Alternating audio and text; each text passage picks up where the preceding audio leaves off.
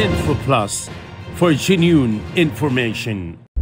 Namaste and welcome to this episode of Info Plus on Himalaya TV with me, your host Terai, where we sit down with Ms. Yong Hong, the country representative of UNFPA Nepal. UNFPA plays a vital role in advancing gender equality, maternal health and youth empowerment in Nepal. Today we'll discuss the agency's key initiatives, challenges and future plans in ensuring a healthier and more equitable society. Stay with us for this insightful conversation.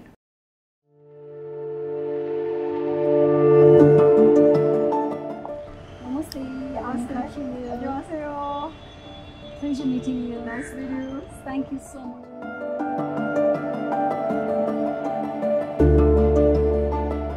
In a career dedicated to advancing gender equality, reproductive rights and youth empowerment, Ms. Hong Yong stands as a distinguished leader in international development.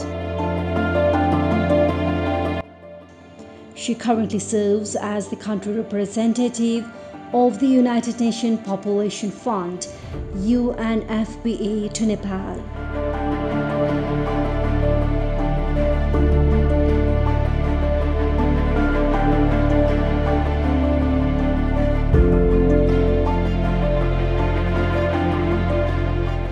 With more than 2 decades of experience in the United Nations system, Ms. Yong has worked extensively across Asia and Africa, leading programs that address critical issues including maternal health, population dynamics, gender-based violence, and access to family planning services.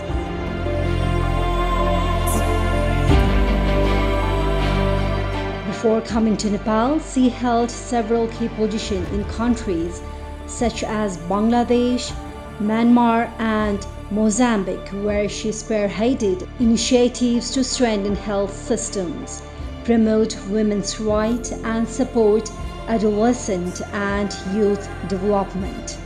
Known for her inclusive leadership and evidence-based approach, Ms. Yong has been instrumental in deepening partnerships between UNFPA and national governments, civil society, and development partners.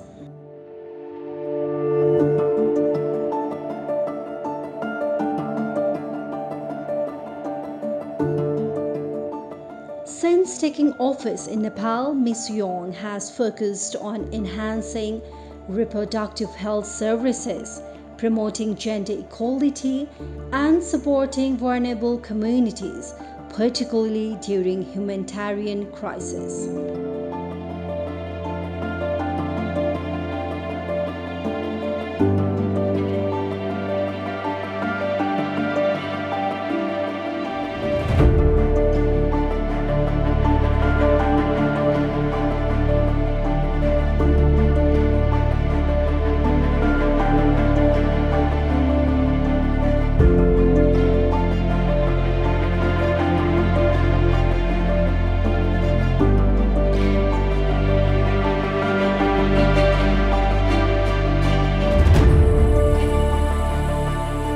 Under her guidance, UNFPA Nepal continues to be a vital ally in the country's efforts to ensure leaving no one behind in the journey towards the Sustainable Development Goals.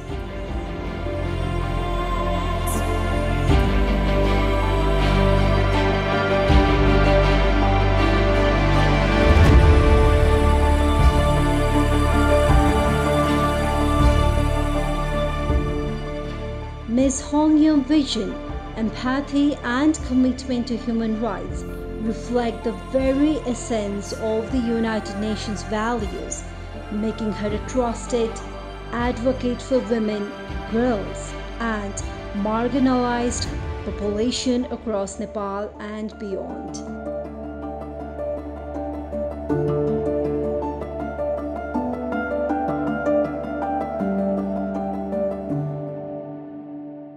Info Plus for genuine information. Namaste and welcome to the show Info Plus on Himalaya TV. You have worked in different country and region. What was the first impression when you arrived here in Nepal, and how has been your experience so far? Namaste. The first impression I had about Nepal, it was the faces of the people, with a full of smile at the airport, very polite, very friendly, and it hasn't changed anything. For the last 3 years, I was fully surrounded by the most wonderful people I ever met in my life, and the smile will continue to stay with me for a long time. But it's really, truly, people are amazing in Nepal. Can you share your career journey and what led you to your current role as the country representative of UNFPA to Nepal? I started my career as a consultant of consulting company based in Singapore. Through that work, I have learned a lot, met a lot of people in the public sector, and that's where I start opening my eyes about the development sector. Then I actually specialized in the good governance, democratic governance, together with the UN development program back in South Africa. Then I moved to Bangladesh, and then I was also lucky enough to move UN Population Fund in Mozambique. So I was working as a deputy representative in Mozambique, and start learning much more about the women's rights, sexual reproductive health and rights, and the adolescent girls issue, and also population data. So it actually has enriched me for me to be able to link the women's issue, youth issue with the overall development, and also overall global affair as well. That has helped me to rise to the leadership in the Malawi, UNFPA, and then I was more lucky enough to come to Nepal and then working and serving the people in Nepal. Sounds very interesting. So as a leader in such a crucial field, how do you stay motivated and inspire your team at the same time? There's a motivation, I think 99% coming from the people we are serving. So UN Population Fund cases, we are really focused on the women and girls. So whenever we meet those women and girls in the rural area or even urban slums or even at the workplaces, I feel that our work was not wasted. And actually our work does matter to make the big changes in the individual person's life, like you in the Nepal, by changing the policy, changing the law, and advocating more investment in women and girls, or creating the social economic environment for the more young people to be able to happily marry, form the family, and that they can actually exercise their reproductive choices and they'll continue their first dream. So it is the actual motivation is the people, and the people we are serving.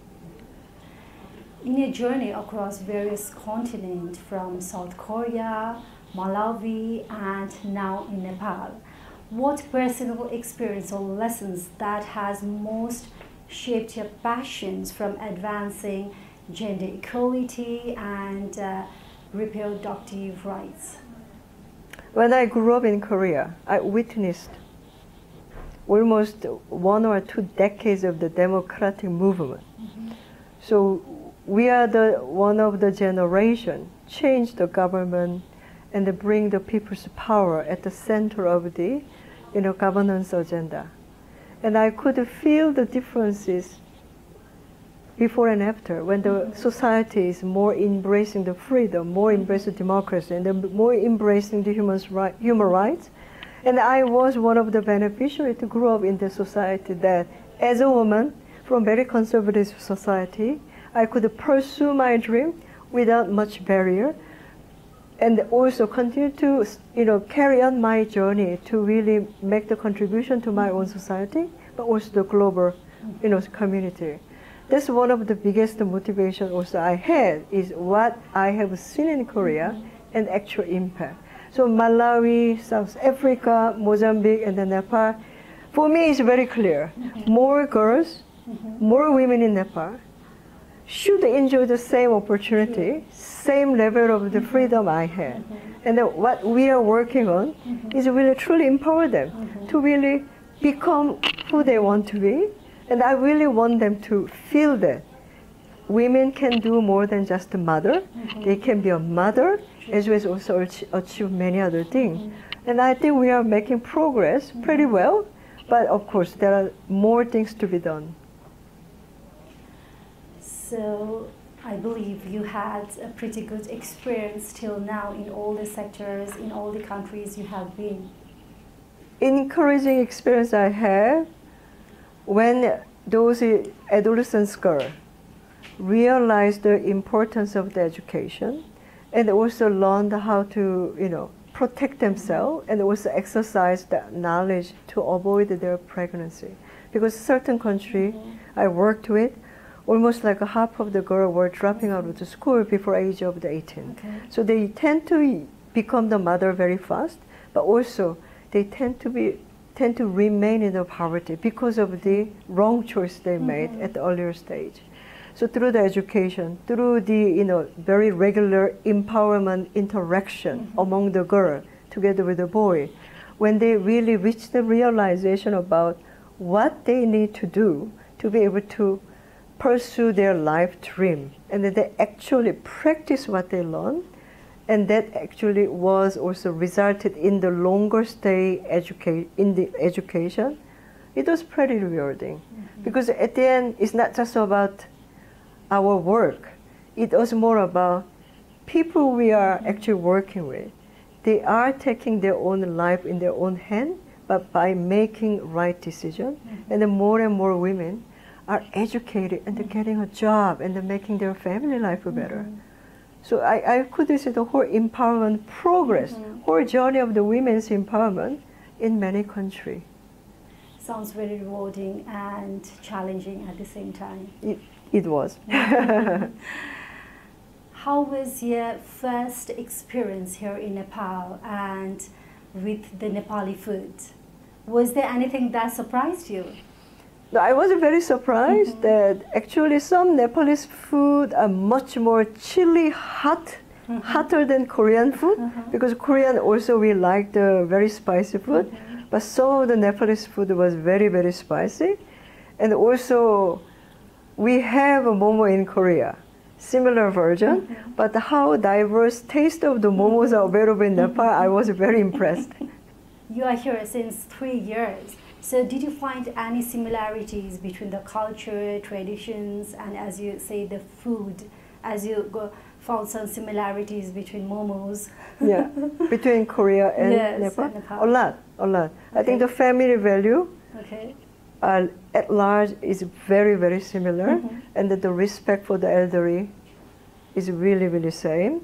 And also a certain expectation about the women's role at the family and the society. Yes, I think the Korean society still we are struggling as well as progressing in terms of changing those expectations, being more conducive for women's empowerment. But overall, I found that it's really nice to be here in Nepal because it reminds me of Korea. The time I grew up is 1980-90. Where our neighbors are talking each other. Everybody had an interest into somebody's life. At the moment, Korea, we actually lost a lot of them. In the busy city, nobody really talked to each other. Everybody focused on each other. So many Koreans, I think, wish to come to Nepal, and then probably we can reduce our loneliness. True. Surrounded by these many wonderful Nepalese people. Yeah. So we can see lots of similarities between two countries. Extremely similar.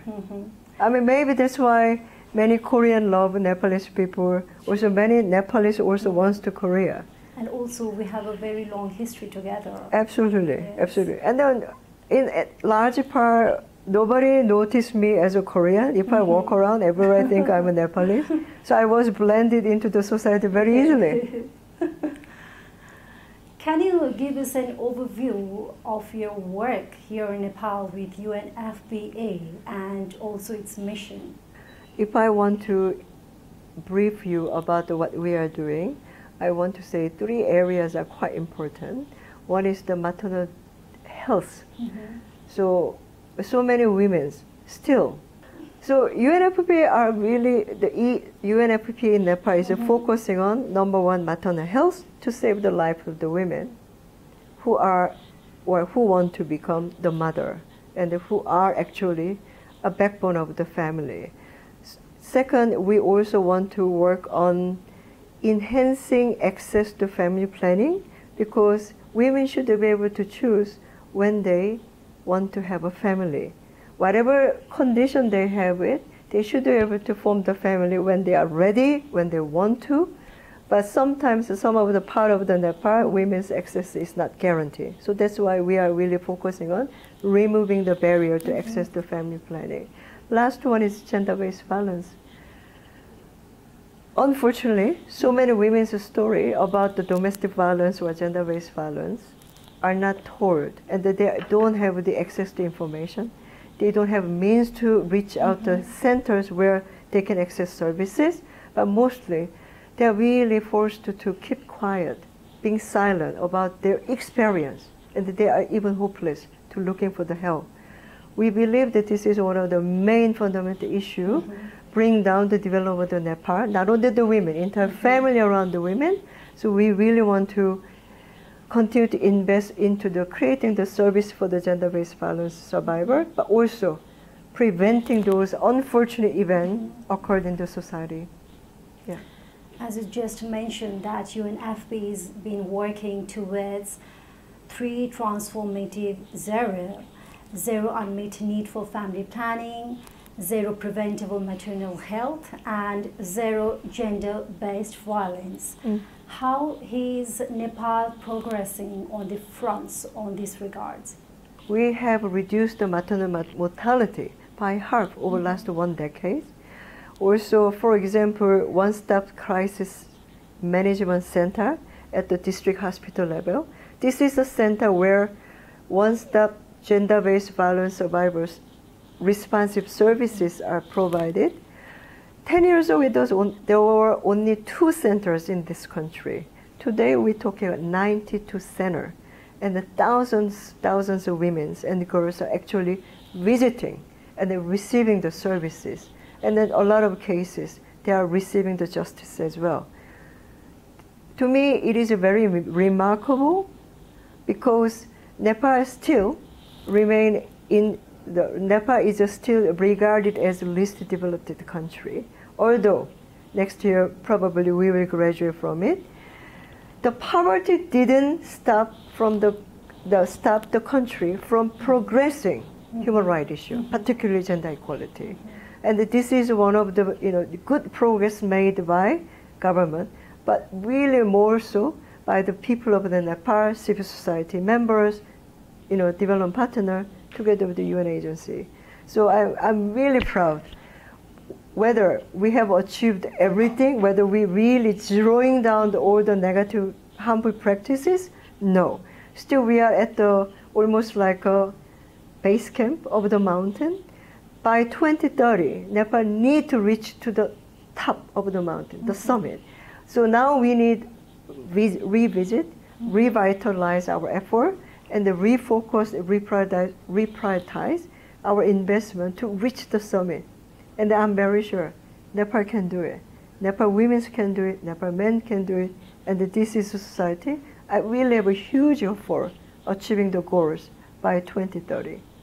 Moving ahead, I would like to know access to maternal and reproductive health care remains a huge challenge in Nepal's rural and mountainous region.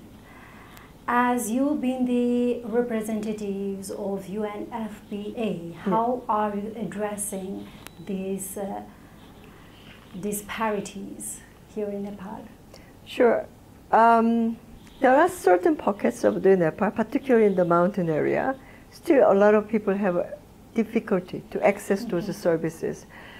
In terms of population number and the actual coverage through the health facility, it's not that bad in Nepal. What I mean is there are adequate number of the health facility across the country, but there are a little bit of places very concentrated places have a much more difficulty because of the inadequate infrastructure, like a road and communication.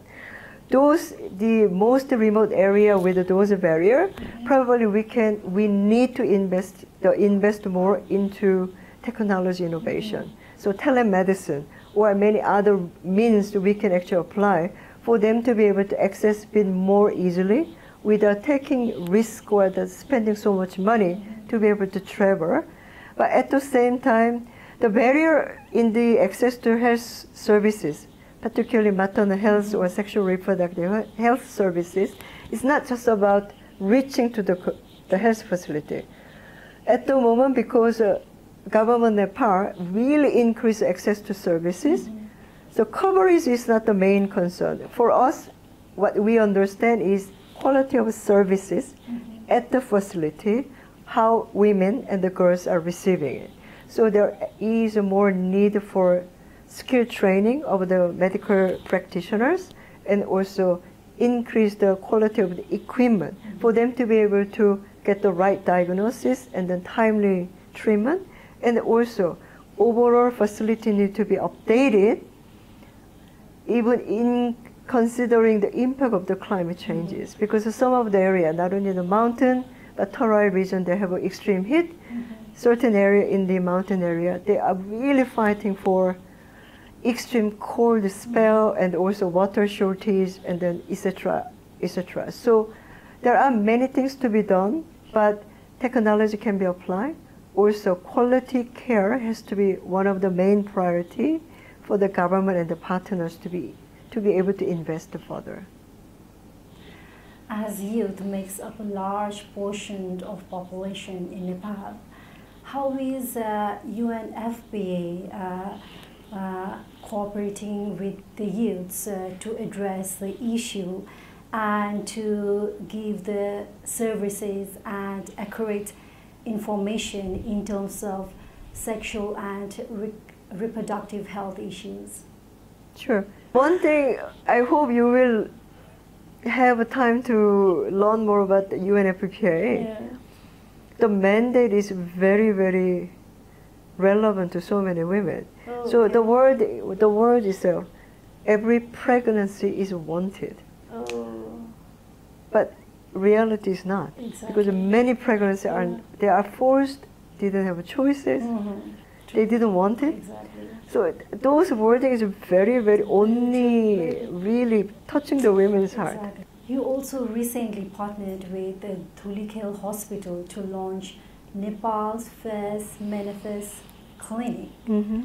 It was a great initiation from your side for the country. Yes. So what inspired you for this innovation, and how does it feel to reflect a broader commitment to women's health across the lifespan? UN Population Fund is the only agency dealing with the life cycle. So it's not just about the reproductive age of the women. It is about from when the baby is conceived until people are actually deceased. Whole cycle of the life events are very much related to the sexual reproductive health cycle. And once the menstruation is ending within the women's body, a lot of women traditionally were treated as non-women because their function as a woman is ended. So thanks to the development of the health sector in many countries globally, including Nepal, longevity of the population has created another dimension, and many more women, many more men enjoy longer life. Menopause has become one of the emerging issue in many countries, together with this aging population issue and the symptom and also the challenges, physical and mental challenges faced by the many women after or during the menopause, actually has very enormous consequences in the individual life, but also entire society. So some of the country untreated menopause actually could result in the very much high cost in the healthcare services, because many other symptoms and the side effects or the health challenges are learned in many countries. UNFPA has been known as a reproductive health agency. reproductive health means, somehow people understood it is only about the age of the women in reproductive age. Thanks to the longevity, increased longevity of the population, there is increased number of people live longer life globally, but also in Nepal. So it is quite interesting for us to see only topics we talk about in the sexual reproductive health only surrounded around the age group who are reproductive ages, while there is almost no discussion, very little research, or the health services specialized around the age groups of the women after reproductive age. If the society, including Nepal, will have more and more women live longer up to whatever ages, we will be able to see the rising health cost occur in the individual level, but as well as the entire society level. Prevention and the right adequate treatment are very, very important for us to be able to make the entire society is much more healthy, but also continue to empower the women beyond that function of the reproductive health as well. Since the 2021 population housing census confirmed that Nepal already entered aging society, UNFPA believe that this is one of the emerging area for the entire health sector, but also for the social development. So after we established the Menopause Center, I have been asked by the many questions, why UNFPA is working in the menopause? Because everybody thought we are really targeting the women and the girl who will become the mother, the age group of the reproductive health. Thanks to the health sector development, many, many more women are live longer age. And the menopause has significant, profound health impact, not only the body, but also mental health to the women. And then it is true that also men are also experiencing those symptoms as well. Without treating it, it actually creating the many more problems in the individual health, but also society with so many social consequences. So after we established the menopause clinic at the Dulikhel Hospital, I was asked by many colleagues that why menopause? We thought UNFPA is doing only for reproductive health. So it was quite interesting question I received, and I was really thinking that why people think sexual reproductive health only affecting the women in the reproductive ages. Let's think about our mothers who didn't have any space to go when they went through the severe menopause symptoms. Some of the women couldn't sleep days and days. And then some of the women have a bone density problem. It actually ended up into the fracture in the old ages. Mental health problem and a lot of body changes. Nepal still is not a society embraced to talk about the menopause, even though so many women feel the impact in their body and in their also emotion. We are very glad that we are the first agency to talk about this issue. And we found the right partner to actually provide the services. Because reproductive health, sexual reproductive health, is not just about the pregnancy. It is really going through the entire body changes, entire life change of the women. And it only ends when we die. And then we only talk about the certain issue so far, but since 2021 housing and the population census confirmed Nepal is entering into the aging society. This is the right time for us to open up the dialogue and also establishing those service lines for the diverse age groups of the women to be able to access right services. Because at the end, it's not about we can have a baby or not. It is about whether I can actually pursue my healthy life regardless of what age is. And the menopause is very, very serious concern, costing a lot of money in other countries through the health system. Nepal now is the right time for us to examine and to prepare to be able to expand women's health services to the all age groups. So I would like to continue with gender-based violence continues to be a pressing issue here in Nepal and globally as well.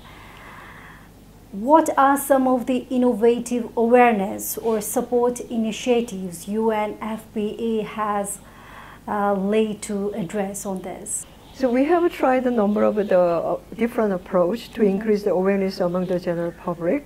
So last year, 16 days activism time. We really want to focus on the increased awareness of the legal provision and the laws and policy around the gender-based violence. So after so many discussions, we actually partner with the print media as well as the social media platform. So we released the 16 days of the daily quiz for many people to be able to check their knowledge about what is the law about a certain issue. And then so many even educated people gave us the feedback that a lot of issues they didn't know about and that they didn't know those were illegal. And in addition, we thought we need more partner because the gender-based violence message need to go further beyond the social media page of UNFPA or the few NGO partners we have. We really wanted to put the messages where people are gathering, people can read, and the people can listen.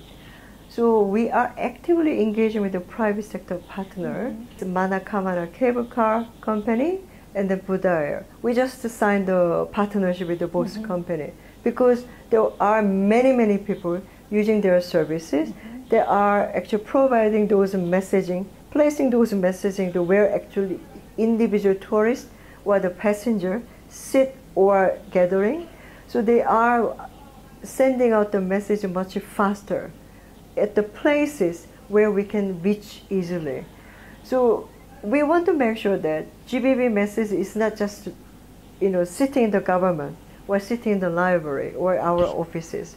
We want to have those messages placed every day, every man, every woman, walking around, looking around, and interacting together. So we are really excited about this partnership with the private sector, and we are actively pursuing with a wider range of private sector. So the goal we have is every place you go, there will be a gender-based violence messages.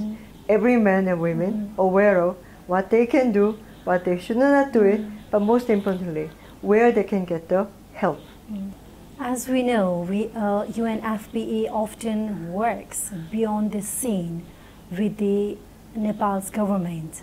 Could you share how your office works with the official ministries to influence policies and ensure sustainability of the program? As I mentioned earlier, the government of Nepal has made incredible progress in the women's agenda. Not only the policy issue, they also has increased the access to services and also various investment, really tackling the women's issue. But there are some areas we can make better influence. We can provide the technical assistance for them to be able to equip better with the knowledge and the skill to make the plan better as well as allocate the resources adequately. One of the areas we really focus on now is providing data and the data analysis, because sometimes certain data are not exist in the data system in the Nepal, or how we can actually collect but also analyze data in the faster and the more comprehensively. We are really trying to provide a better assistance to the government. And then secondly, we also try to assist the government in terms of the financing for development. So for example, once Nepal graduates from the listed developed country next year, 2026, UNFPA operates at the 3 different levels, at the federal level, at the provincial level, and local government. We are operating the all 3 levels government as well. And we focus on the technical assistance because UN is not an agency who providing the direct large amount of resources. Also, we believe that Nepal government has adequate skill as well as also resources. What we want to focus on, bring the knowledge and bring the data, also bring the best practice elsewhere. So Nepal government and then also development partner can decide what is the best modality of the development approach they can choose it. So we are really focused on the technical assistance. Secondly, we are also expanding our role as a facilitator or broker between the government-to-government facilitation, the cooperation. For example, we are facilitating the cooperation between the Thailand government and the Nepal government to improve the maternal health facility and the capacity in the Lumbini province. We have seen the right opportunity for both governments can work together, and we contact also our UNFPA office in Thailand. Both offices actually become the contact point, and then leveraging our knowledge as well as building the relationship between the two countries as part of the two bilateral cooperation. So we are very proud about those roles to play, not only the UN agency to provide the direct support to the hosting government, but also establishing and expanding cooperation between the country for them to be able to build a longer term cooperation as well as a sustainable the collaboration in various sectors. So that's the role we are really playing. As I mentioned, Lumbini, something strikes in my mind. KOICA and UNFPA has signed a 4 years agreement, I believe, which is based on Lumbini. So Yes. what is the output of that? Outcome of the project is very simple: empowerment of adolescent girls in those target area. So we'll be able to see more girls will finish their education. As a result, they will be able to enter the economic, opportunity. And the more girls and the women will be able to have family when they want, pursue their, career dream, as well as contribute to the Nepal's national development. So this is a huge contribution and initiation from UNFPA towards them. I really sincerely hope that their empowerment will be resulted into the social and economic development of the Nepal, because we believe that 50% of population is women, and definitely that's why their empowerment will directly contribute to the Nepal's national development vision. So with the global development agenda shifting towards sustainability and resilience, how is UNFPA in Nepal incorporating climate change and natural disaster preparedness in its health and rights program? Because this has been an happening issue everywhere right now. Since Nepal is a country where we do experience many different types of natural disasters, our focus is the continuity of services, sexual reproductive health services for the women and girls in any setting, including the most disastrous natural disaster. By equipping the health facility and also ensure that the disaster response program adapted to those different conditions. So many women, especially adolescent girls in the program, will not be able to excluded from any services during the humanitarian setting. Second, we are also increase our intervention into the adaptation of the climate impact.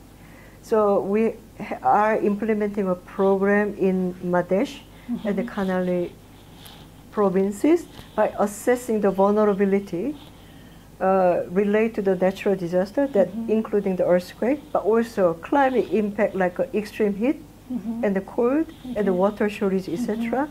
Based on the assessment, together in partnership with the Ministry of Health, the infrastructure of those targeted health facility will be enhanced to be able to operate with any types of the climate impact.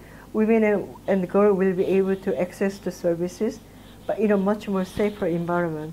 For example, in Terai region, some of the delivery room, internal temperature is over 45 or 46 degrees without any air conditioner. So those very simple impact of the climate has not been addressed at the local level of the health post. That's the where we are putting into the efforts to reinforce their health facility. You have a rich background in leadership and governance. How has your leadership helped to shape your career and you prioritize to be representatives of UNFPA in Nepal? I can describe one thing, really driving my leadership style, or continue to influence how I'm interacting with the different people, is a human right. I firmly believe in human rights. I firmly believe that's why I'm working for the UN system, especially in the UN Population Fund. If I wanted to respect it as a leader, I want to respond to the people. I want to lead the team with the full respect based on the human rights. So my leadership style is very much simple. I will respect, I will focus on human rights for others, because I want to be respected at exactly the same level of human rights. So it's a right-based approach. So finally, what would you envision yourself after your time here in Nepal? Actually, I'm moving to the East Southern Africa Regional Office of the UNFPA as a Deputy Regional Director. So I envision myself will do many more work than the one country work. Whatever I learned from the Nepal, the time I had in Nepal, many innovation and the different types of the partnership, and a lot of lessons I gather from the program and the interaction in Nepal, I will be able to apply to the regional work of the Africa. I proudly say that I will import a lot of lessons learned from Nepal and apply into the many countries in the Africa, because I really see so many innovation and there's so many progress work done by our people in Nepal. So I really want to say, I will want to take the good lesson and apply it to the Africa. And I want to really promote that Nepal's image and the Nepal's good progress in the global community. And thank you so much for your time, and we wish you all the best for your work wherever you go. And thank you so much for all the good works you did for our country, Nepal. Namaste. Thank you very much. Very, very dhanyavad. Info Plus, for genuine information. That brings us to the end of this enlightening discussion with Ms. Yong Hong, country representative of UNFPA Nepal. From improving maternal health care to empowering youth and advocating for gender equality, UNFPA's work continues to make a lasting impact. Thank you for joining us, and stay tuned for more conversation that shape our communities and future. Namaste. Info Plus, for genuine information.